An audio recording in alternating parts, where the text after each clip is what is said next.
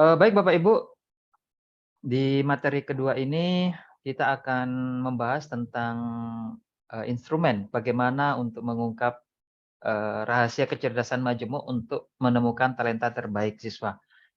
Bapak Ibu kalau berbicara tentang kecerdasan majemuk itu apa sih kira-kira yang ada di pikiran kita ya? Pasti pikiran, "Oh kecerdasan, kecerdasan terkait sama IQ, anak pintar, IQ-nya tinggi," seperti itu ya. Ternyata, setelah kita pelajari lebih dalam, kecerdasan itu ada banyak. Oke, sebelumnya kita langsung cek dulu apa sih, pentingnya tentang kecerdasan majemuk ini yang kita terapkan di sekolah. Oke, eee, bentar, ini kok nggak tampil ya. Nah, Bapak Ibu, kita lihat dulu berita dulu ya, tahun sekitar 2018 ini ujian nasional ya. Ujian nasional itu digugat Bapak Ibu, digugat oleh banyak pihak bahwa ujian nasional itu nggak perlu ada, ujian nasional itu, banyak banyak masalahnya seperti itu ya. Et kemudian berikutnya oh ya, kira-kira Bapak Ibu setuju nggak ujian nasional itu ditiadakan ya?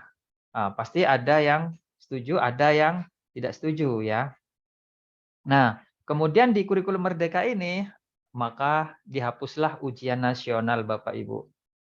Ujian nasional dihapus dan tidak ada lagi nanti ujian nasional, yang ada nanti adalah instrumen saja ya. Nah, ini langsung diklarifikasi oleh, Pak Menteri kita. Nah, kira-kira Bapak Ibu, tahu nggak alasan sebenarnya kenapa ujian nasional itu, dihapus?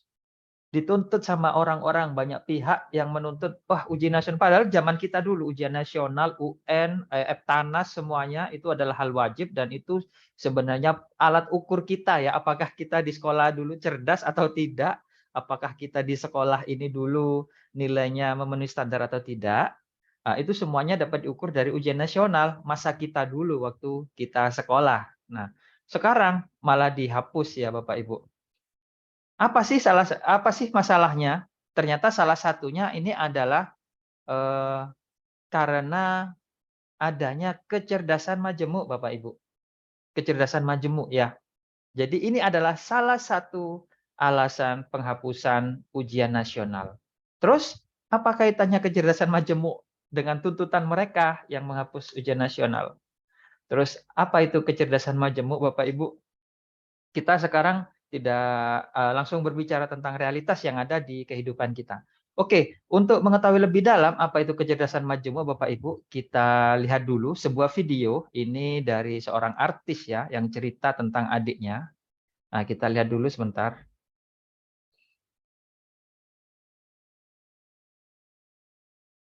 Ya.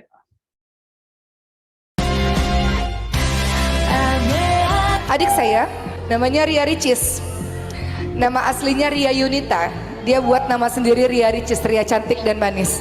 Yang menarik adalah di masa kecil kami, saya dan Cindy, adik saya nomor 2, senantiasa mendapatkan ranking 1 di sekolah.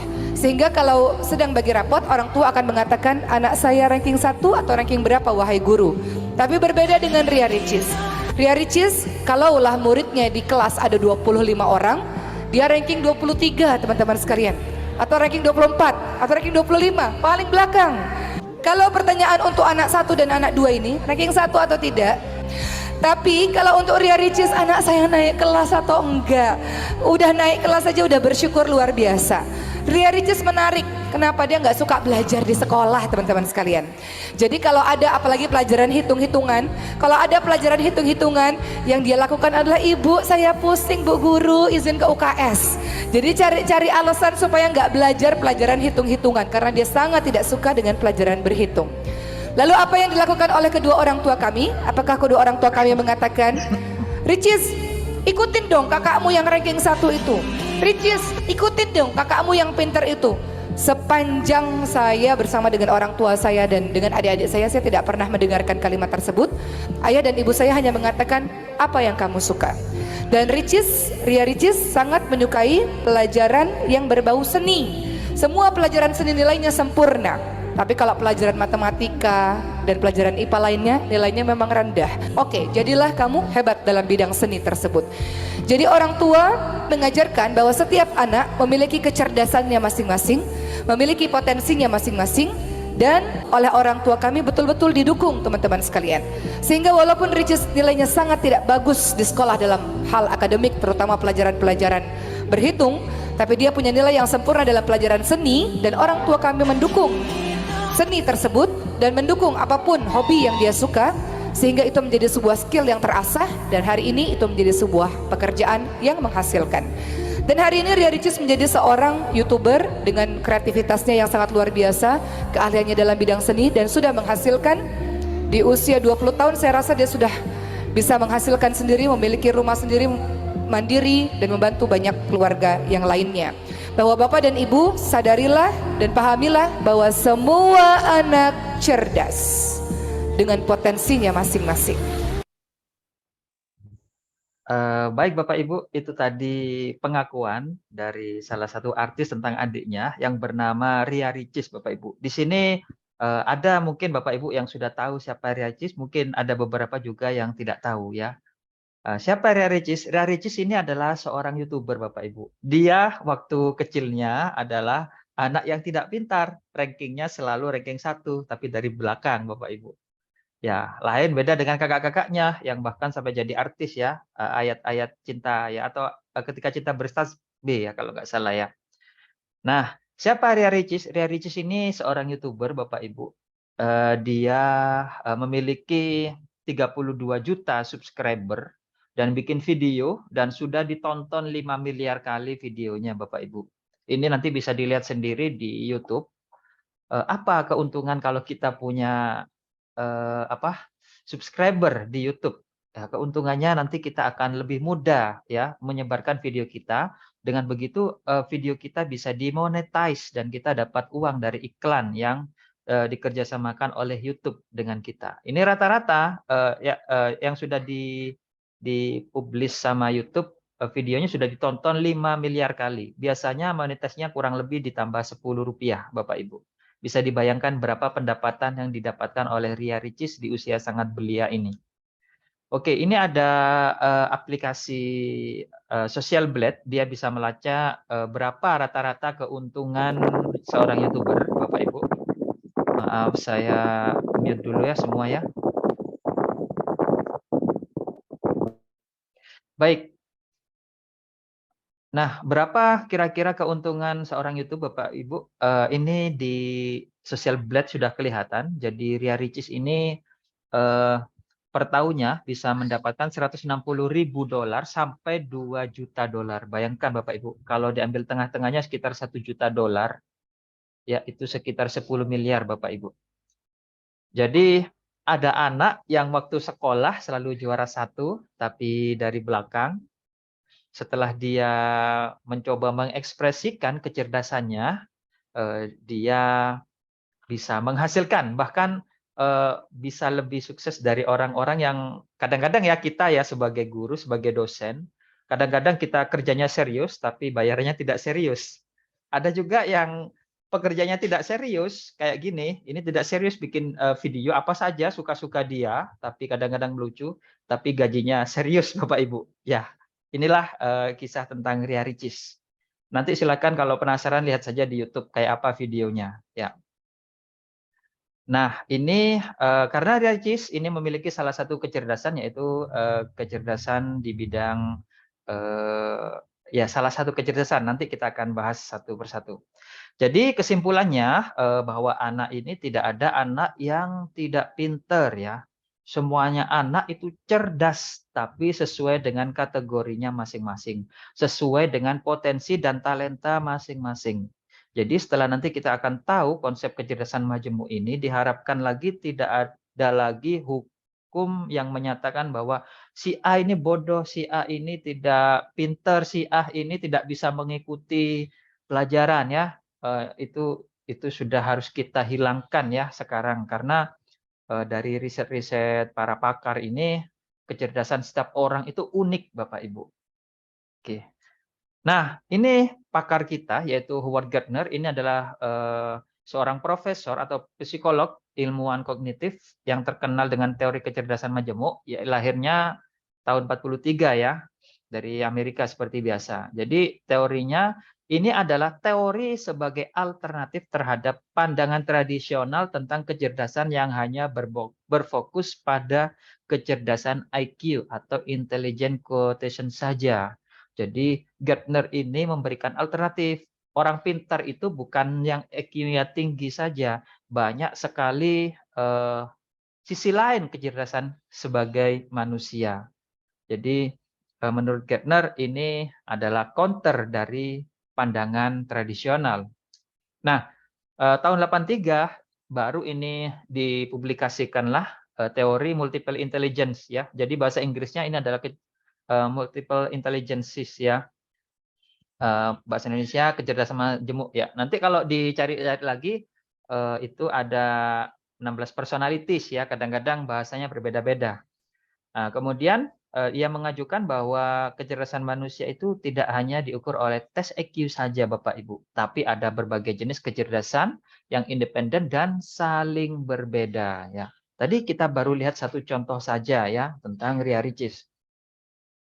Nah, menurut Gardner, ini yang kita terjemahkan ya sesuai dengan buku pedoman yang dikeluarkan oleh Kemendikbud. Jadi kecerdasan majemuk itu diterjemahkan menjadi 8. Jadi kita pakai bahasa Indonesia ya. Yang pertama ini adalah kecerdasan berbahasa. Ya, kemudian yang kedua kecerdasan logika matematis. Kemudian kecerdasan gambar atau bahasanya visual spasial ya, bahasa Inggrisnya. Kemudian kinestetik. Kemudian kecerdasan musikal, interpersonal, ini antar manusia, dan intrapersonal dalam kecerdasan diri sendiri.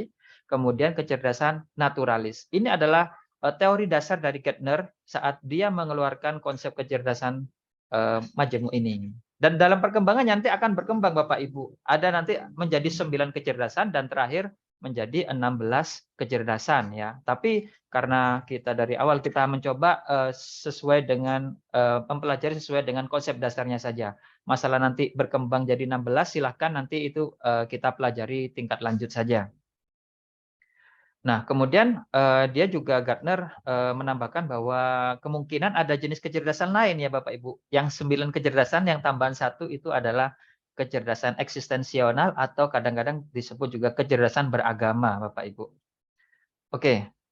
Nah, ini kecerdasan berbahasa, ini adalah kemampuan untuk berbicara, menulis dan menggunakan bahasa secara efektif. Jadi kalau ada siswa kita pinter ngomong tapi nilai matematikanya jelek, jangan dibilang anak tidak pintar Bapak Ibu. Kecerdasan dia itu kekuatannya ada di bahasa, seperti itu.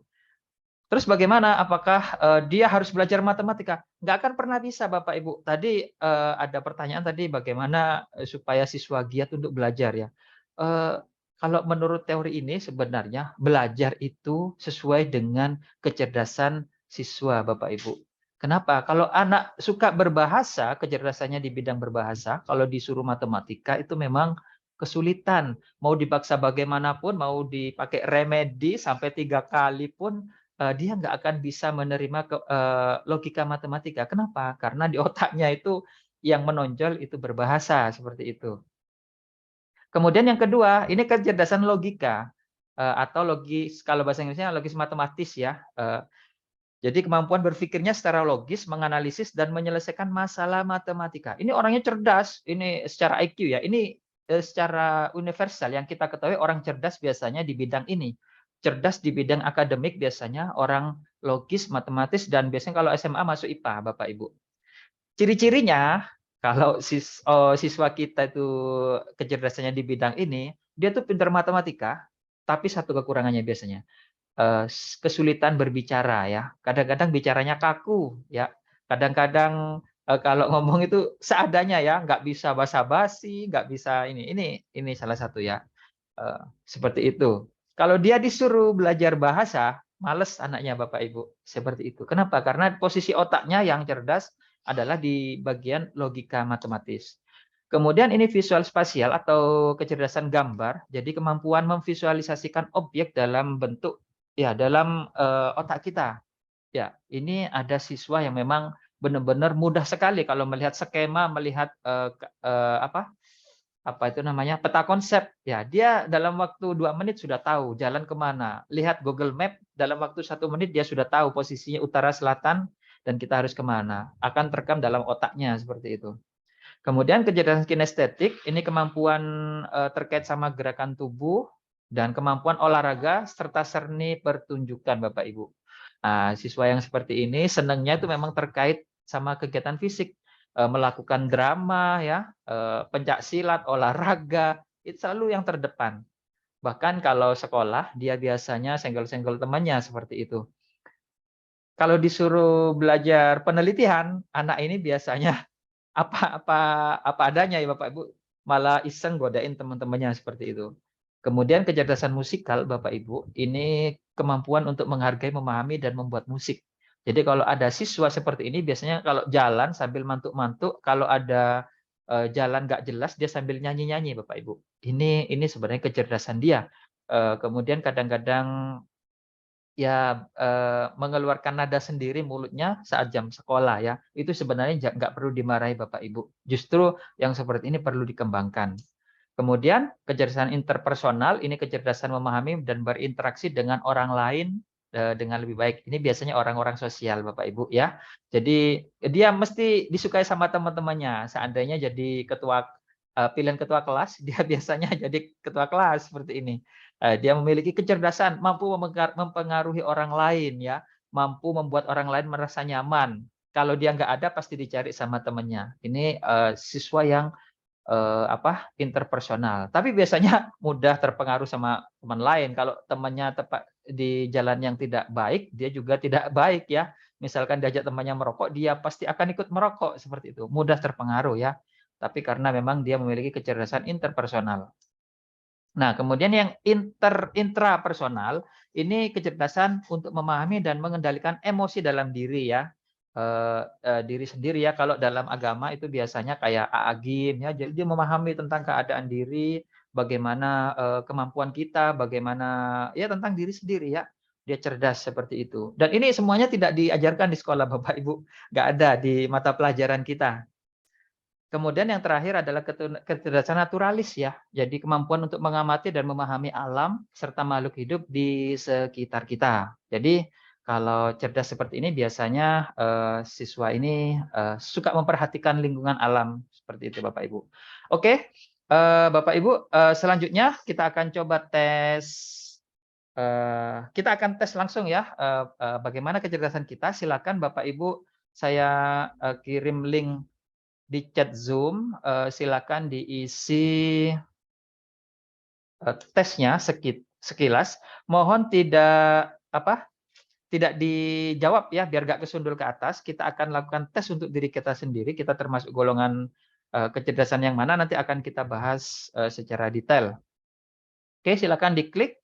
Waktunya cuma 5 menit saja, Bapak Ibu. Silakan diisi. Ini angket untuk mengetahui di posisi mana kecerdasan kita, Bapak Ibu. Ini sebenarnya hanya uji coba saja di webinar ini. Cuma ada 24 pertanyaan. Untuk versi aslinya itu ada sekitar 80 pertanyaan. Oke, silakan diisi saja. Yang tidak wajib, nggak usah diisi, langsung diisi nama saja ya. Nama sama nomor induk. Yang lain tidak usah diisi.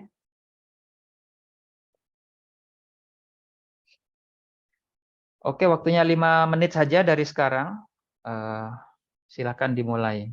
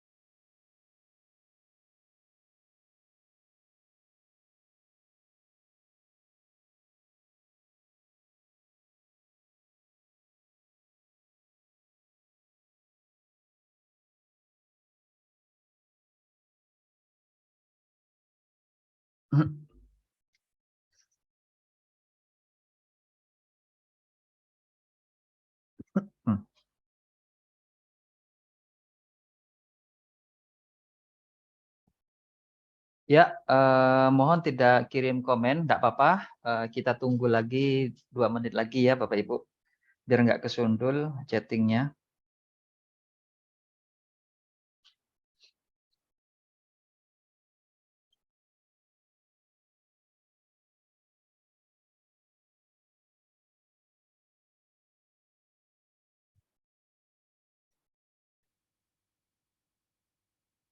Oke, 1 menit lagi.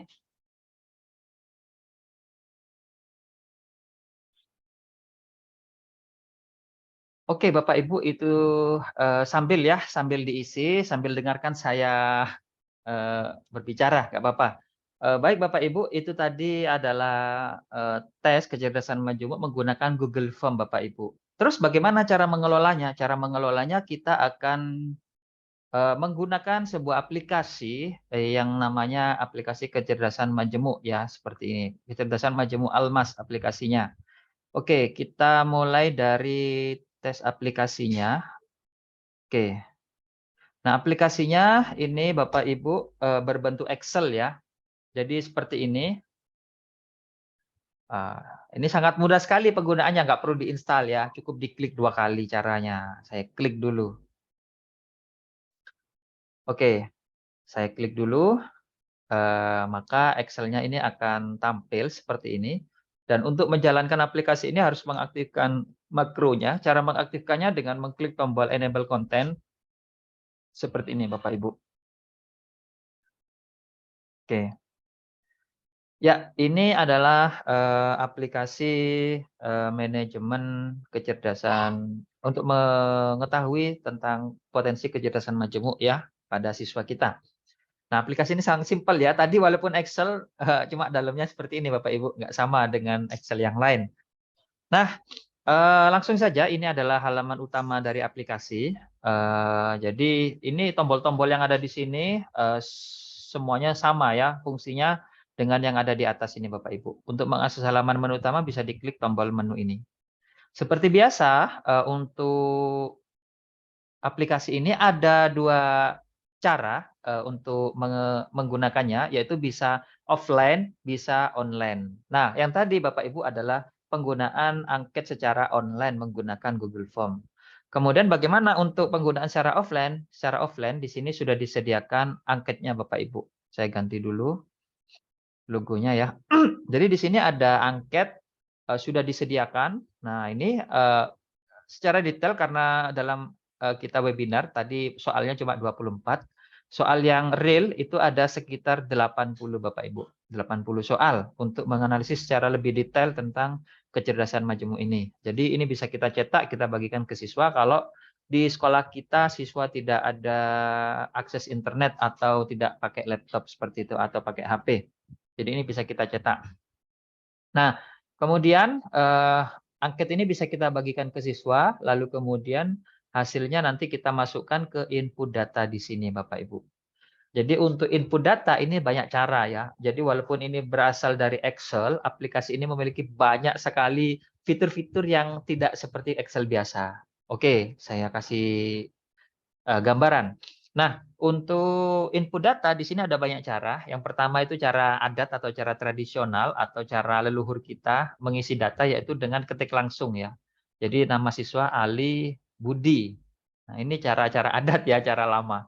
Cara yang kedua, ini kita bisa ambil data dari Dapodik Bapak Ibu. Jadi di sini ada tombol Dapodik, kemudian kita klik OK, cari nanti Excel Dapodik, minta saja ke operator Dapodik di sekolah kita, untuk diekspor ke Excel, kemudian di save as ke Excel lagi, baru kemudian bisa kita panggil langsung ya data Dapodik. Jadi kita nggak perlu ketik. Nah, seperti ini. Ini sudah masuk. Ini halaman pengelola Dapodik, lalu kita kopikan saja ke halaman input data seperti ini. Jadi kita bisa copy ke halaman input data dengan klik tombol seperti ini. Jadi nanti kita langsung memiliki data-data seperti yang ada di data Dapodik. Nah, seperti ini Bapak Ibu, sudah masuk ya.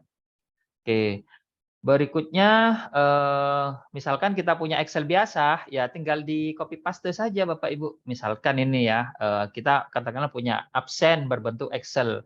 Misalkan Ali, Budi. Nah, banyak ya ke bawah katakan aja. Nanti tinggal di-copy saja kalau Excel seperti ini ya. Masukkan saja kemudian kita paste di sini ya, biar langsung masuk datanya. Nah, ini untuk data-data siswa. Nah, berikutnya untuk jawaban angket. Angket tadi cara jawabnya itu di sini ada informasinya. Kalau dijawab iya, maka diisi sembarang karakter, bisa diisi huruf V, bisa diisi huruf X, huruf apa saja. Untuk jawaban tidak, maka dikosongkan Bapak Ibu. Jangan dikasih apa-apa ya. Oke. Jadi kalau kosong ini artinya tidak jawabannya adalah tidak seperti yang Bapak Ibu coba tadi isi di angket online-nya seperti itu. Oke. Nah, cara yang terakhir, cara yang keempat, kita bisa menggunakan Google Form tadi, Bapak Ibu. Jadi Bapak Ibu tadi sudah ngisi di Google Form, nanti ada alurnya. Di sini nanti Bapak Ibu copy dulu link Google Sheet-nya ya. Ini sudah kami setting seperti ini. Oke, kita coba masukkan dulu. Jadi link dari Google Sheet yang Bapak Ibu isi tadi seperti ini, saya copy dulu. Terus kita masukkan ke aplikasi yang ada di sini. Nah, ini kita hapus. Kita lihat apakah data Bapak Ibu ada di sini. Oke, kita masukkan di sini, klik 2 kali, paste. Oke, baru kalau sudah kita masuk kembali ke input data, lalu tekan tombol import dari Google Sheet Bapak Ibu di sini. Nah, jadi ini proses mengambil data kurang lebih 30 detik ya, seperti ini. Proses selesai, kita tunggu sebentar. Dan nah, ini sudah masuk hasil isian Bapak Ibu tadi ya. Yang pertama Ibu Suci, kemudian Ibu Triana, Ibu Nur Jamila, Pak Fauzan. Ini urutan yang cepat mengisi data tadi. Nah, ini. Oke, jadi kita sudah ambil datanya dari Google Form tadi ya. Walaupun ini Excel Bapak Ibu, ini nggak perlu instalasi ya, langsung selesai. Oke, kemudian langsung di sini kita lihat hasilnya pada per peserta di sini. Oke. Kita coba dari urutan nomor 1, ini Ibu Suci ya. Ibu Suci ini dominannya adalah gambar, visual, dan musikal ya. Dominan. Ini terlihat analisisnya. Oke, 23% dan 23% ya, lainnya di bawahnya. Nah, di sini terlihat kepribadian kalau visual itu pandai menggambar atau pandai memvisualisasikan sesuatu ya dalam pikirannya. Kemudian untuk karakteristiknya ini membaca, menulis untuk kesenangan ya. Terlihat pandai menyusun teka-teki, menafsirkan gambar, grafik, bagan, menikmati gambar, melukis, seni visual, kenali pola dengan mudah ya. Pola-pola bentuk. Jadi kalau visual, lihat grafik ini, Bapak Ibu mudah. Pasti itu sudah. Tapi kalau yang lain, katakanlah musik atau yang lain-lain, itu biasanya baca ini pusing. Ini bagaimana cara bacanya ya? Jadi Bapak Ibu nggak usah memaksakan harus bisa semua, jangan. Nggak boleh kita harus pinter semuanya, nggak perlu. Cukup apa yang kita punya, tapi nanti kita optimalkan. Nanti kita akan menemukan jalannya sendiri. Oke, ini salah satu karakteristik. Kemudian media belajar yang cocok untuk gambar adalah diagram, peta, grafik, gambar, model, aplikasi tentang desain grafis ya. Ini untuk siswa kita. Nah, Bapak Ibu di sini ini ada 3 poin yang ditampilkan di analisisnya. Di sini aplikasi ada 10 poin yang bisa kita tampilkan atau disembunyikan, yaitu tentang kemampuan. Jadi kalau gambar atau visual kita tampilkan, maka di sini akan tampil tambahan analisis kemampuan. Jadi kemampuan memvisualisasikan objek dalam bentuk 3 dimensi dan hubungannya antar objek ya seperti itu. Kemudian ada kekuatan, strongnya, kekuatan kecerdasan ini di mana? Ya, bisa kita tampilkan ya. Oke, kita coba tampilkan lagi. Kekuatannya untuk yang visual ini penilaian visual dan gambar ya. Visual ini bukan tergambar di otak kita memang ya. Dalam bentuk 3 dimensi, 2 dimensi semuanya. Untuk yang musik, irama dan musik ini kekuatannya kita. Kemudian karir potensialnya di mana posisinya, kemudian cara mengoptimalkannya. Ya, kemudian kita tampilkan semua aja ya. Media belajar, kemudian mata pelajaran pendukung, ekstrakurikuler apa yang paling cocok, kemudian tokoh yang inspirasi untuk visual dan musiknya. Oke, kita lihat hasilnya di sini. Oke, kepribadiannya tadi sudah dibaca, karakteristiknya ya sudah terlihat. Cara mengoptimalkan ini yaitu perlu berlatih visualisasi, dapat membantu meningkatkan kecerdasan gambar ya. Jadi sering-sering membayangkan, kalau sering-sering sekali Bapak Ibu, nanti visualnya tambah kuat Bapak Ibu, seperti itu. Untuk musiknya, mendengarkan dan mencoba menciptakan musik, bukan hanya mendengarkan saja, ya. Perlu mencoba menciptakan musik Bapak Ibu. Itu, mendengarkan dan menciptakan musik dapat membantu ya. Jangan sekedar jadi pendengar. Kemudian mata pelajaran pendukung, seni rupa, arsitektur, desain grafis, teknologi, ini ya katakanlah kita kita berbicara tentang siswa kita juga seperti ini. Kemudian bagaimana untuk meningkatkan kecerdasan kita ya? Misalkan ini contoh yang visual ya tadi grafik visual spasial. Nah, caranya misalkan di mata pelajaran tidak ada, maka sekolah harus membuatkan wadah ya untuk memfasilitasi 8 kecerdasan siswa kita. Salah satunya adalah dengan mengadakan ekstrakurikuler yang mewakili setiap kecerdasan majemuk tersebut. Ya, misalkan ini ya kebetulan gambar dan musik, maka diperlukan klub seni rupa atau klub lukisan. Ya, jangan sekedar seni rupa itu hanya ada di buku Bapak Ibu. Kemudian kita praktek bareng-bareng ya. Nggak seperti itu. Pastikan siswa kita tuh memiliki karya sesuai dengan karakteristik kecerdasannya. Siswa yang tidak punya karakteristik visual tidak perlu ikut seni itu Bapak Ibu. Kasihan. Kenapa? Kasihan dia akan tertekan untuk belajar yang tidak sesuai dengan kecerdasannya. Oke. Itulah kenapa di sekolah merdeka, kurikulum merdeka sudah dihapus penjurusan. Yang ada adalah mata pelajaran pilihan, ya. Kenapa kok dibuat seperti itu? Ya karena pemerintah tahu itu sudah dikaji oleh pakar bahwa siswa itu membutuhkan apa yang dia miliki sesuai dengan kecerdasannya. Itu yang dibutuhkan. Ya, seperti ini contohnya. Jadi untuk visual ada klub seni rupa, klub lukisan, klub fotografi. Ada nggak di sekolah kita pelajaran fotografi? Nggak ada ya. Tapi kalau ekstra bisa kita adakan ya seperti itu. Ini kayaknya perlu kita sampaikan ke kepala sekolah ya, Bapak Ibu. Kemudian untuk yang musikal ini biasanya perlu ada kelompok band, orkestra, mungkin yang Islami religius bisa menggunakan hadrah atau apa ya. Silahkan itu perlu. Memang ekstrakurikuler itu bukan sekedar tambahan untuk jam kosong, tapi itu wadah untuk mewakili siswa yang memiliki kecerdasan yang berbeda, Bapak Ibu. Yang kecerdasan itu tidak didapatkan di mata pelajaran, di akademik seperti itu. Itu perlu sekali Bapak Ibu. Kemudian ini contohnya, contoh tokoh yang sukses ya, banyak ya. Kebetulan contohnya ini dari luar negeri ya. Ludwig Beethoven ini yang untuk musik. Dia sukses karena bisa menciptakan musik dan sampai sekarang ya sudah 60 tahun musiknya itu masih kita dengarkan sampai sekarang. Ya, ini analisisnya per orang Bapak Ibu dari aplikasi ini. Jadi misalkan mau ditambahi foto, bisa Bapak Ibu. Untuk fotonya pastikan ini ada nomor induknya, nanti fotonya ditaruh aja di folder foto seperti ini ya. Ini adalah satu contoh, misalkan nomor induk 101. Kita coba ke Ibu siapa? Ibu Suci ini ya. Kita ubah dulu nomor induknya biar tampil fotonya ya. 1001 ya, biar tampil ada contoh ya. Nah, ini.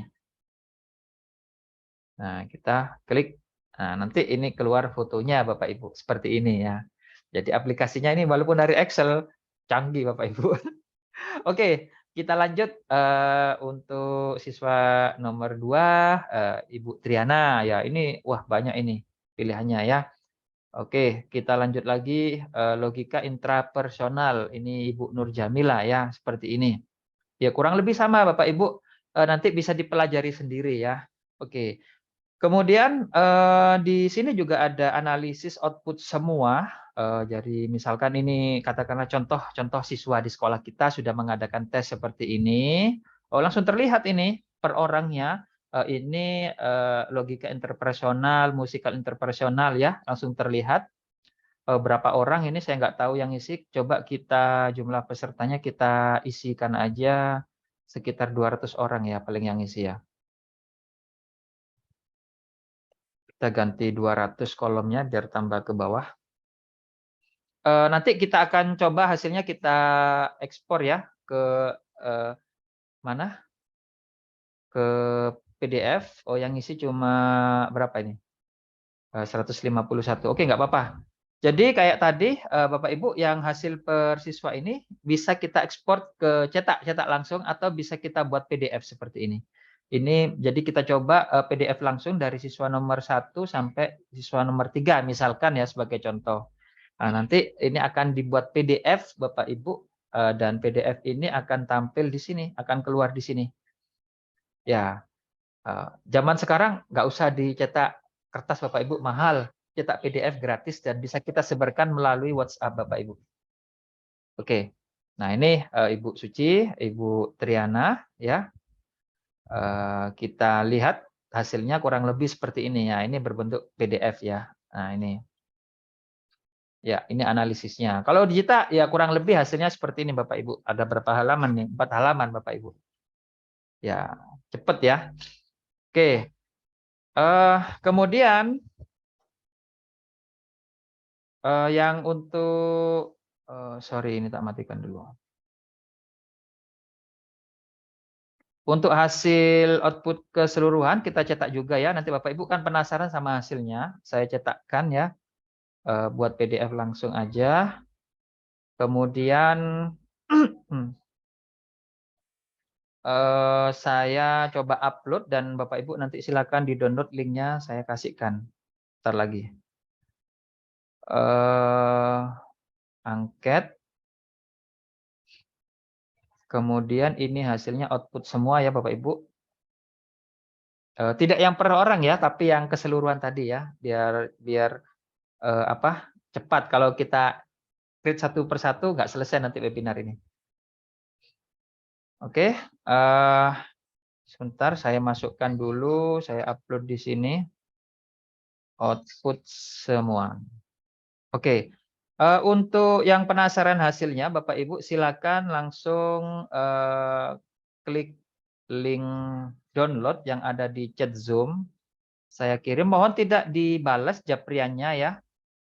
Chatnya jangan dibalas biar nggak kesundul Bapak Ibu. Silahkan. Sambil Bapak Ibu download, saya akan lanjutkan dulu fitur-fitur dari aplikasi ini ya Bapak Ibu. Oke. Nah, di sini juga ada grafiknya seperti ini dalam satu kelas ya, banyak yang multi.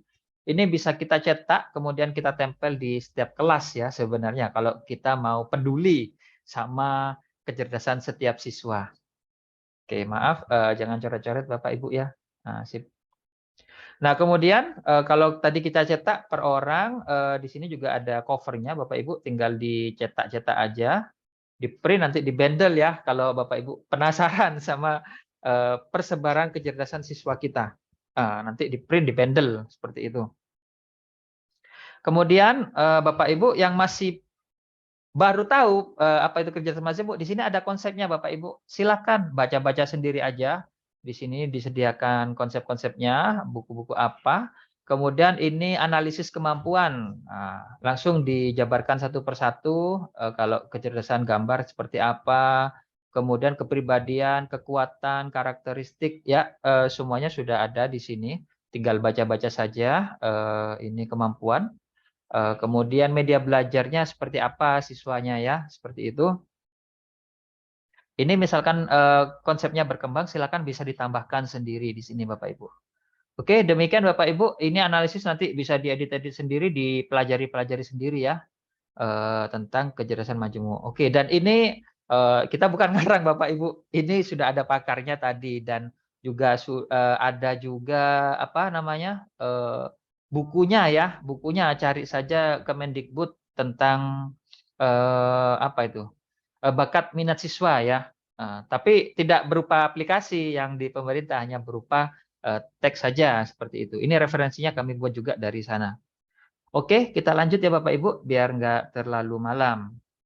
Ini nanti silakan dieksplorasi sendiri ya. Oke, kita lanjut ke materinya. Oke, ya. Hasilnya tadi sudah tahu ya Bapak Ibu, saya kemana. Tapi itu kurang detail, hanya sekedar 3 pertanyaan sih untuk setiap kecerdasan. Nanti bisa dipelajari lebih detailnya. Nah, selanjutnya setelah kita tahu ya, kita tahu kecerdasan siswa itu mana ya, visual, spasial, logis, matematis, atau intrapersonal, interpersonal. Terus mau ngapain? Ya, mau ngapain? Mau diapain? Nah, Bapak Ibu jangan bilang mau ngapain, mau diapain ya. Kita harus membantu mereka sebagai pendidik, itu adalah kewajiban ya. Bagaimana mereka menjadi sukses dengan kecerdasannya Bapak Ibu. Sudah jangan ada lagi siswa dibilang siswa itu tidak pinter karena nilai ujiannya nilai kecil ya. Jangan ada lagi seperti itu. Di era sekarang semua sudah berubah Bapak Ibu. Siswa terbaik itu siswa seperti apa sih? Siswa terbaik atau mahasiswa terbaik juga mahasiswa seperti apa sih? Ukurannya apa? Apakah nilai ujiannya bagus? Jangan, sudah tidak lagi, bukan masanya lagi Bapak Ibu. Mahasiswa terbaik, siswa terbaik itu adalah siswa yang paling banyak follower-nya. Siswa yang paling banyak subscriber-nya Bapak Ibu. Itu realitas Bapak Ibu. Apa kelebihannya banyak follower? Omongannya berpengaruh Bapak Ibu. Bisa menghasilkan uang, mempengaruhi orang lain. Akan sering diundang ya. Kalau siswa itu benar sesuai dengan kecerdasannya, followernya banyak, subscribernya banyak, itu yang harus kita arahkan adalah etikanya Bapak Ibu. Kita ajarkan akhlaknya, itu yang paling penting. Itu yang paling penting. Jangan sampai siswa kita itu sukses, banyak subscribernya, banyak pengikutnya, tapi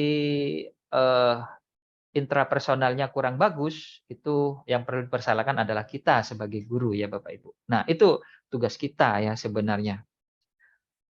Jangan kaget nanti Bapak Ibu ada muridnya, nggak pernah, ikut macam-macam, nggak pernah ikut les, tapi bisa beli mobil, bisa bisa ada di mana-mana. Kadang-kadang tahu-tahu, eee, masuk TV ya, masuk TV nasional, kayak banyak sekali kasus-kasus zaman sekarang ya. Karena hanya bermain Instagram, bermain YouTube, bermain Facebook, nanti langsung viral viral viral seperti itu ya. Cepmek, ya banyak lagi contohnya Bapak Ibu. Itu dalam hal yang liar ya sebenarnya liar, tapi mereka tidak liar sebenarnya. Mereka mampu mengasah kecerdasan sehingga mereka dapat menemukan talentanya Bapak Ibu. Mereka dapat menemukan keadaan yang unik pada dirinya dan kemudian tinggal disalurkan melalui media yang ada. Apa medianya? Facebook, YouTube, Instagram, TikTok, dan lain-lain. Oke. Nah, setelah tahu kecerdasannya, apa yang perlu kita lakukan? Yaitu memahami talenta, Bapak Ibu. Talenta itu adalah bakat, kemampuan khusus dan unik yang dimiliki oleh setiap orang. Jadi, kesimpulannya setiap orang itu pasti memiliki talenta, Bapak Ibu. Pasti unik dan khusus ya. Anak yang bodoh sekalipun ya, yang pelajarannya nilainya selalu nol, pasti punya talenta. Tadi di awal sudah ditampilkan ya videonya. Ria Ricis, dia itu nilainya selalu juara 1, tapi subscribernya 32 juta orang Bapak Ibu. Penghasilannya itu 50 miliar lebih Bapak Ibu ya. Kerjaannya tidak serius, tapi penghasilannya serius. Itu talenta. Dia mampu mengoptimalkan talentanya. Nah, talenta ini adalah sekumpulan karakteristik alamiah seseorang yang merupakan akselerator. Jadi faktor yang mempercepat penguasaan skill ya. Pahami tentang diri kita. Yang penting kita sudah tahu posisi kecerdasan kita di mana, baru kita cari. Ya, misalkan ya siswa kayak tadi ada siswa kecerdasannya di bidang musik. Oke, di bidang musik. Kemudian disediakan sama sekolah kelompok band. Dia ikut band. Nah, di ikut band itu ada banyak faktor Bapak Ibu, ada banyak bagian. Ada jadi penyanyi, ada pemain gitar, ada pengarang lagu, ada pengarang dance ya seperti itu. Siswa itu baru mencari lagi talenta saya itu di mana. Apakah saya jadi penyanyi, apa saya jadi pengarang lagu, apa pemain alat musik, apa saya jadi aransemen musik seperti itu. Atau bahkan saya jadi YouTuber saja seperti itu ya. Itu perlu kita dorong siswa untuk menemukan talentanya. Seperti itu Bapak Ibu. Kalau sudah ketemu, tinggal dioptimalkan. Medianya banyak Bapak Ibu, dari tadi sudah kita sebutkan, YouTube, Facebook, semuanya tinggal pilih. Bahkan anak yang tidak pinter pun ya, ada siapa namanya itu ya, yang sad boy itu tidak pinter, tapi talentanya dia pinter ngomong gombal seperti itu. Ya, walaupun tidak baik sebenarnya, tapi dia bisa viral ya, bisa masuk TV ya. Bayangkan di usia sekolah sudah bisa menghasilkan penghasilan Bapak Ibu. Oke. Terus langkah selanjutnya apa? Cara mengembangkan talenta. Ini Bapak Ibu yang perlu sampaikan ke siswanya. Yang pertama itu harus mengetahui dan sadar dulu bahwa kalian semua punya bakat unik dan itu harus dicari. Cara nyarinya tadi dengan analisis kelompokan ya, kecerdasan majemuk seperti itu, baru kita cari talenta terdalamnya seperti apa. Kemudian diasah secara perlahan tapi rutin setelah diketahui ya. Yang ketiga, ikut ekstrakurikuler di sekolah atau lembaga kursus atau les, ya terserah. Yang penting kalau ketahuan kecerdasan majemuknya A, maka harus ikut A terus sampai ketemu talenta terbaiknya di mana. Kemudian ikuti lomba, hal-hal tantangan, pertunjukan sehingga dapat menghasilkan tolak ukur ya sampai mana kemampuan kita seperti itu. Dan yang terakhir, ya pasti harus sering dilatih seperti itu Bapak Ibu. Jadi talenta kita terus dicari sampai ketemu. Itu sebenarnya nggak sampai tahunan Bapak Ibu. 3 tahun, 4 tahun kalau kita fokus, kita akan menemukan, oh ternyata saya di sini ya. Saya orang unik, walaupun nilai matematika saya jelek, saya punya kemampuan ini. Saya bisa mempengaruhi orang dengan mulut saya. Saya bisa menggambar, dan gambar saya taruh YouTube. Orang-orang bisa suka seperti itu ya. Itu yang perlu kita tanamkan kepada siswa kita. Dan nilai akademik adalah bukan tolak ukur ya kesuksesan orang. Tapi itu penting ya, tetap penting karena kita juga ada di dunia akademik seperti Bapak Ibu. Nah, ini kita lihat contoh-contoh yang ada di luaran sana ya. Nah, ini ada mind blowing yang baru-barusan ini aja. Fritzi tampil bersama Sekretariana. Sekretariana ini talentanya dia bikin kayak hantu-hantu gitu Bapak Ibu, sampai ke Amerika kayak gini ya. Dia sampai Got Talent. Jadi bisa sampai seperti ini. Yang ini yang terbaru Bapak Ibu. Dia jadi juara Got Talent di Amerika. Ya Bapak Ibu. Sekarang lagi viral, diundang, bukan diundang siapa saja. Sekarang diundang sama Pak Menteri, terakhir diundang oleh Presiden ya, banyak fotonya beredar. Pertanyaan besar bagi kita sekarang ini. Apakah potensi terbaik talenta siswa kita ini hanya kita pasrahkan saja pada hasil tes IQ Bapak Ibu? Ataukah kita mau pakai alternatif bahwa kecerdasan siswa itu bukan kecerdasan IQ saja, tapi kecerdasannya majemuk. Minimal ada 8. Kalau mau detail itu ada 16, tapi nggak usah sampai 16. 8 saja minimal kita ketahui, dan itu perlu kita supportkan kepada siswa kita. Jangan sampai berhenti di kita saja, tapi sampai ke siswa dan kita support sehingga mereka dapat menemukan talentanya, Bapak Ibu. Judul filmnya jelas ini, Indonesia Got Talent, Amerika Got Talent. Memang mau mencari talenta ya, dicari. Sebenarnya nggak usah dicari, setiap orang itu punya. Hanya mau enggak kita meningkatkan talenta setiap kita, diri kita. Oke, terakhir pertanyaannya, sudah siapkah sekolah kita untuk menjadi sekolah multitalenta ya, yang memberikan fasilitas kepada siswa kita untuk mengembangkan talentanya? Ya, atau biarkan saja sudah nasib, menentukan masa depan siswa kita ya, seperti itu Bapak Ibu. Terserah, dan kalau memang semangat kita sudah mulai membara seperti ini, apakah mau dijalankan di sekolah kita Bapak Ibu. Ya demikian pemaparan saya, tentang kecerdasan majemuk ini. Monggo silakan kalau mau berdiskusi langsung saja, buka mic-nya. Monggo ini Pak Khairil. Nah, Assalamualaikum warahmatullahi wabarakatuh. Waalaikumsalam Bapak. Malam Pak Ali. Malam Pak. Mama mau nanya nih Pak Ali, ini Ya. yang di aplikasi Pak Ali ini nih bisanya untuk anak usia berapa aja? Dan berikutnya soalnya yang 80 itu saya udah coba tapi bukan tes ini ya Pak Ali ya. Kebanyakan anak kami ini kan kurang nggak lancar berbahasa Indonesia. Jadi mengambil makna dari suatu soal itu dia agak susah dia Pak Ali. Jadi hasil saya tuh juga tidak maksimal jadinya. Karena dia tuh pemahamannya dari soal itu jawabannya tetap salah itu Pak Ali. Jadi macam mana caranya tuh Pak Ali? Terima kasih.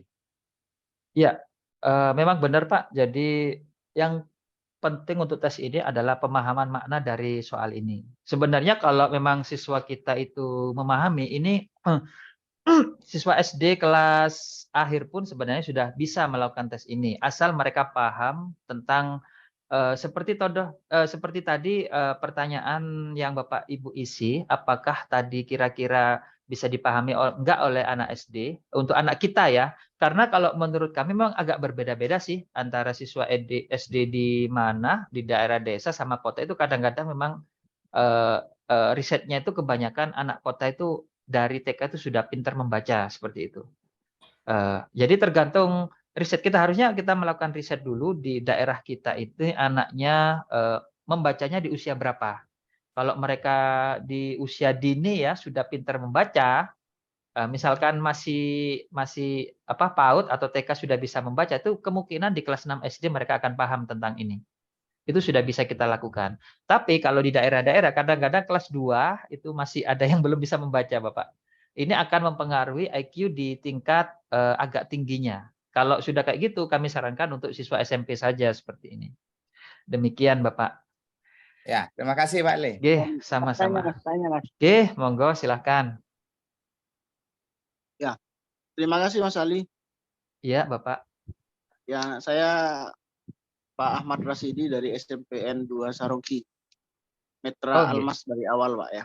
Wah, iya Bapak. Terima kasih.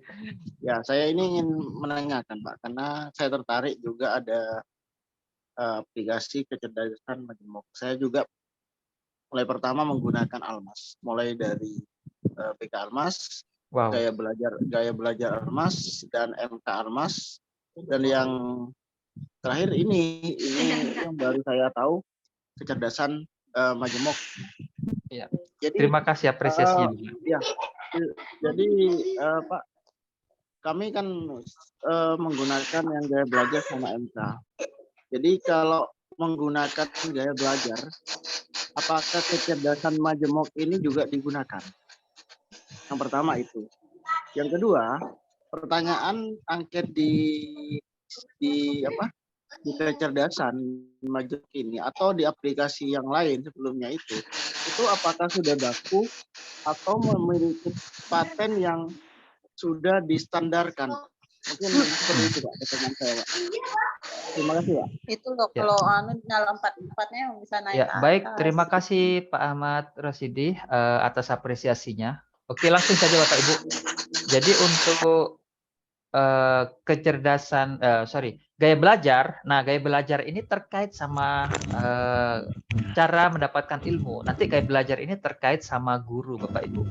Bagaimana guru memperlakukan siswa ya dalam mengajar. Ya, jadi ini jelas beda, tidak sama dengan kecerdasan majemuk. Jadi gaya belajar ini lebih pada cara kita mendapatkan pengetahuan dengan 3 model seperti itu. Nah, sedangkan kecerdasan majemuk ini adalah menemukan sesuatu yang unik yang disebut dengan talenta yang ada di dalam diri kita, dan itu harus kita gali, kita latih terus, dan yang paling penting adalah disediakan fasilitasnya oleh sekolah, ya. Kemudian untuk pertanyaannya apakah sudah baku?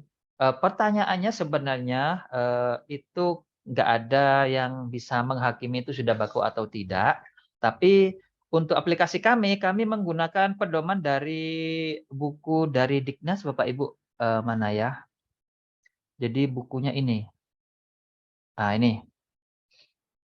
Di sini ada pertanyaan, tapi ya tidak berupa aplikasi, hanya berbentuk seperti ini. Nah, ini.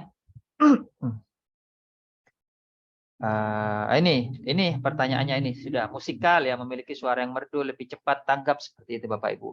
Dan bukunya ini ya judulnya. Cari saja kalau memang mau buat atau melakukan tes sendiri.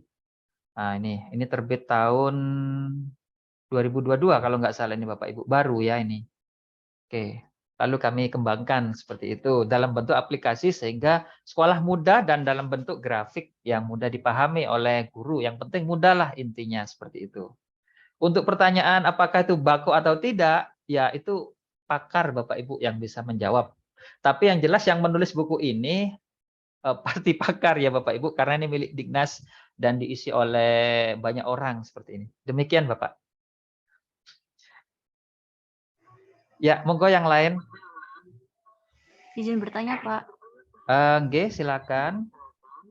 Ibu. Pak, saya itu kan kadang ada di posisi yang sedikit bimbang. Maksudnya anak-anak itu kan minatnya kadang tidak sesuai dengan persona atau personality atau ability dirinya kan, Pak. Misalnya dia mau sekolah kedinasan atau PTN top. Nah, sementara kalau bakat dan minat dia itu kan gini Pak, kalau kita ngomongin sekolah kedinasan dan PTN top kan sekarang tesnya ada literasi dan ada numerik. Nah, sementara bakat anak kan beda-beda dan kecerdasannya beda-beda. Ini gimana Pak mengatasi anak-anak yang kecerdasannya musik atau kecerdasan alam? Apakah harus dipaksa belajar itu atau gimana? Sementara tesnya untuk ke studi lanjut itu sekarang seperti itu Pak. Terima kasih. Ya, tergantung kita sih Ibu. Jadi gurunya tuh punya ambisi berapa persen siswanya masuk perguruan tinggi atau enggak seperti itu. Atau ada guru yang memang dia fokus ya, fokus kamu nggak perlu kuliah tinggi-tinggi, harus dari dokter apa, yang penting kamu gali kecerdasanmu, jadi orang yang berpengaruh, bisa mengoptimalkan kecerdasanmu, kemudian subscriber-nya banyak, itu nanti jalan kehidupan kita akan lebih baik ya, seperti itu. Jadi ada 2 pilihan memang Ibu, mau jadi di bidang akademisi, jadi harus kuliah terus terbaik, kuliah yang terbaik terus kalau bisa sampai jenjang dokter dan profesor. Ada memang orang guru yang lebih mengutamakan esensi, yaitu menemukan potensi terbaik dan itu mereka tidak terlalu peduli sama tingkat pendidikan, tergantung kita. Jadi tergantung gurunya sebenarnya, Ibu ada di posisi yang mana. Nah, nggak usah bimbang, sebenarnya jalan apapun itu, jalan apapun itu sama-sama ada jalannya, Ibu. Ada jalannya, mau sampai doktor, mau sekolah kedinasan, itu nanti kalau kedinasan pasti jadi pejabat ya, seperti itu Bapak Ibu, jadi kerja enak seperti itu. Tapi ada juga jalan yang lain.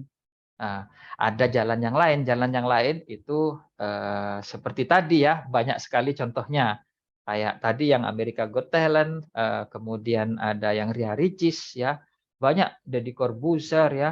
Itu Deddy Corbuzier itu jadi pesulap ya, maksudnya nggak sekolah tinggi-tinggi banget. Yang lain ya waktu dulu, tapi menemukan kesuksesannya masing-masing.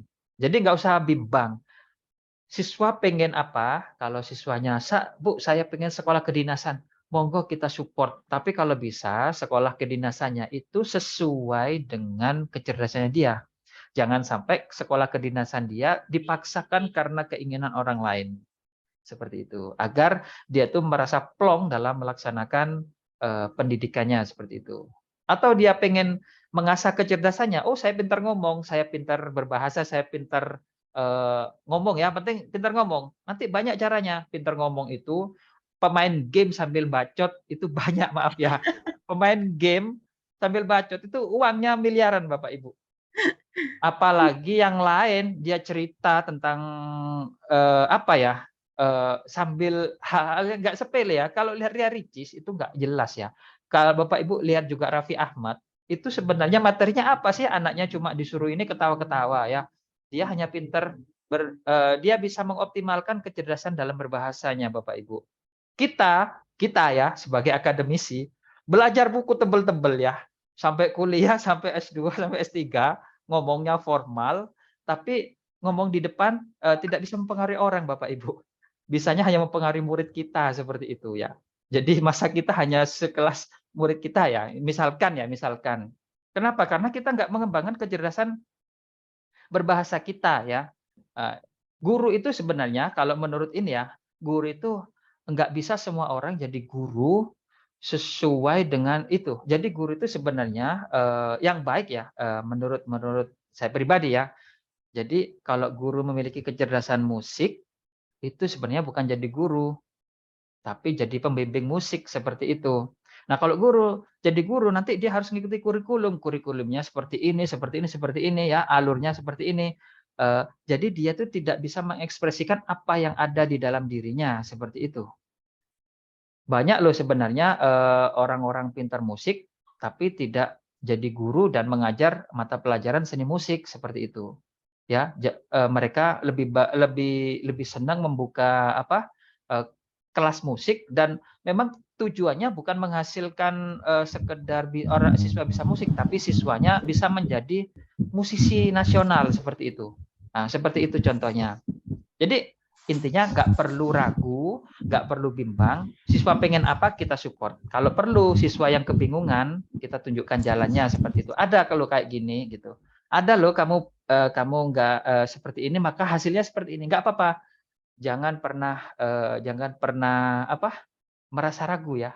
Jangan pernah bahwa kalau kamu lewat sana nanti kamu bisa jatuh. Jangan bilang seperti itu kepada siswa. Kamu pengen apa? Silahkan saya support. Ini loh medianya untuk sukses, ini loh caranya, ini kasih tahu semuanya Bapak Ibu. Seperti itu. Apalagi kita sudah tahu paham tentang konsep kecerdasan majemuk ini. Ya, demikian Ibu. Monggo Iya silakan. Pak, soalnya kan yang anak saya kemarin itu ini Pak, bakatnya memang modeling, cuman dia pengennya dia tuh dokter gitu Pak. Nah sementara kalau guru tuh membebaskan gitu Pak. Jadi disinilah saya ya mensupport cita-cita dia, tapi khawatirnya nanti ya itu tadi ya bakat tidak sesuai dengan bakat dia begitu Pak. Nah, khawatir tentang tidak sesuai dengan bakat dia. Oke, jadi kan tadi ada 5 jalan Bu, 5 alur untuk menemukan mana yang terbaik. Jadi memang harus dibuktikan ikuti kompetisi memang Bu. Suruh ikut kompetisi. Dia mau jadi dokter atau jadi model. Kalau ikut jadi model nggak pernah menang, tapi kalau tes kedokteran dia nilainya bagus, berarti di sana sebenarnya kuncinya. Itu aja. Ada tadi di presentasi saya, ini nanti saya bisa dilihat ya, nanti saya bagikan aja. Ada 5 langkah ya seperti ini. Harus ditunjukkan mana sebenarnya potensi saya. Kadang-kadang kita merasa oh saya punya bakat di musik ya, tapi ternyata prestasi saya di bidang matematika seperti itu. Ya, seperti itu Ibu. Itu harus dibuktikan dengan ikut pertunjukan, kompetisi atau lomba atau bagaimana ya, akan terlihat sendiri. Demikian cara ngukurnya Ibu. Siap, terima kasih Pak. Sama-sama Ibu. Maaf Monggo. Pak Ani, saya bertanya Pak Ani. Ya, monggo silakan Bapak. Ya, saya mau tanya Pak Ani tentang ini untuk mensikapi cara mengembangkan menemukan talenta untuk anak-anak SD kelas 6. Ketika anak-anak itu dalam satu kelas dengan potensi yang berbeda-beda, itu cara mengembangkannya bagaimana ya kira-kira? Cara mengembangkan siswa yang berbeda-beda di kelas ya. Memang untuk kurikulum formal akademik itu tidak semuanya bisa terwadahi ya. Yang ada mungkin matematika, berbahasa, seni ya. Untuk interpersonal itu nggak ada. dan yang lain-lain. Cara mengembangkannya adalah kita menyediakan ekstrakurikuler. Silahkan dilihat dulu, ada 8 kecerdasan. Sekolah kita mana saja yang bisa kita sediakan. Jika sekolah nggak mampu, kami sarankan siswanya ikut klub atau les di luar lembaga pendidikan. Kalau sudah ketahuan ya Bapak Ibu, yang penting sudah tahu dulu ya. Dites dulu siswanya, dianalisis dulu kecerdasannya di mana. Kalau sekolah kalau sekolah mampu, silakan disediakan ya. Kalau bisa memang disediakan ekstrakurikuler. Jadi ekstrakurikuler bukan hanya satu saja, misalkan pramuka tok atau PMR tok. Jangan Bapak Ibu. Ekstrakurikuler itu untuk mewadahi kemampuan yang tidak terakomodasi oleh pendidikan akademik ya, seperti itu. Jadi misalkan kecerdasan interpersonal ya, siswa yang pintar mempengaruhi temannya, itu perlu ada klub-klub untuk mengasah dia ya, klub untuk pidato ya, klub untuk berbicara di depan publik, seperti itu. Demikian Bapak. Maaf, bisa minta untuk aplikasi tadi ya, untuk untuk mengetahui talenta tadi. Aplikasinya apa dan bagaimana cara mengoperasikannya, bisa di-share mungkin. Oke, baik, nanti akan dibahas Bapak di sesi akhir. Ya, Baik, terima kasih. monggo. Pak Ali Ishak. Assalamualaikum. Waalaikumsalam. Ya, monggo silakan Ibu Ya, Astin. boleh ikut berbagi nggih? Oh, nggih, monggo Ibu Jadi Banun. saya senang sekali dengan forum ini dan banyaknya pertanyaan. Mungkin saya hanya sedikit menambah saja dari pengalaman saya, nggih. Ketika saya memberikan tes. Jadi bakat itu ada tes psikologinya nggih Pak Ali Ishak. Nggih, ada. Nggih, tertentu nggih. Jadi itu yang paten, dan kadang-kadang begini, kalau anak itu mengikuti tes psikologi bakat, bakat minat itu, amazing banget, yang tadinya dia tidak tahu bahwa dia memiliki bakat tertentu menjadi tahu, tapi dia masih tidur. Betul. Belum potensial ya, masih tidur. Jadi masih potensi. Nah, ini menjadi amazing sekali. Bisa kita amati dari portofolio Pak Ali. Betul. Jadi apa yang dia sering kerjakan, kemudian dari pekerjaan yang dia kerjakan itu dikumpulkan. Ini pengalaman saya, anak saya sendiri juga seperti itu. Dia tidak tahu kalau dia itu punya pinter gambar, dan karena dia di pondok pesantren, saya tahu loh, gambarnya kok dapatnya kok hampir 100 terus, tapi nggak suka matematika, nggak suka ini. Terus saya heran, dia sering kali kena hukuman karena sering gambar. Tapi gambarnya itu termasuk menata warna nih. Anak ini sebetulnya apa? Nah, itu saya kumpulkan. Gambar-gambarnya dia tadinya dibuang, tapi saya ambil, saya kumpulkan, saya foto. Nah, di kemudian hari ternyata portofolio ini yang membuat dia lolos tanpa tes ketika harus mengikuti. Nah, seperti itu. Jadi mungkin Bapak Guru, orang tua bisa mengumpulkan portofolio dari apa yang dikerjakan siswanya. Nah, itu bisa membantu anak mengarahkan siswa itu atau anak menuju ke bakat yang sesungguhnya. Karena kadangkala antara yang disukai dengan bakat sering berbeda. Benar Ibu, benar. Ya, kalau menurut saya, kalau kita mengerjakan sesuatu tidak pernah bosan dan selalu ingin unggul, selalu ingin maju, nah itu di situ bakat. Tetapi kalau mengerjakan sesuatu dia cepat bosan, nah ini perlu dipertanyakan apakah itu karena pengaruh lingkungan, ya, atau karena memang hanya keinginan semata, tiru, pengen seperti temennya. Nggak apa-apa juga sih dia mencoba itu, tapi nanti hasilnya tetap nggak bisa maksimal, hanya ingin saja. Tapi berdasarkan pengalaman saya, beberapa anak saya tes, ada memang anak yang memiliki bakatnya itu rata saja, rata tinggi, rata rendah, dan ada fluktuatif. Nah, yang fluktuatif itu yang sebetulnya sangat mudah kita arahkan karena jelas, bakatnya sangat jelas. Kalau yang multi talent biasanya memang memiliki berbagai macam bakat yang tinggi semuanya.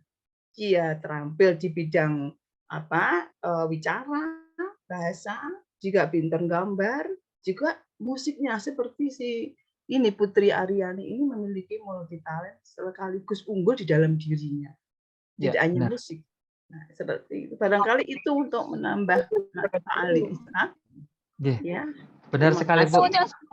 Terima kasih ya, ini mungkin menginspirasi banyak guru, Ibu.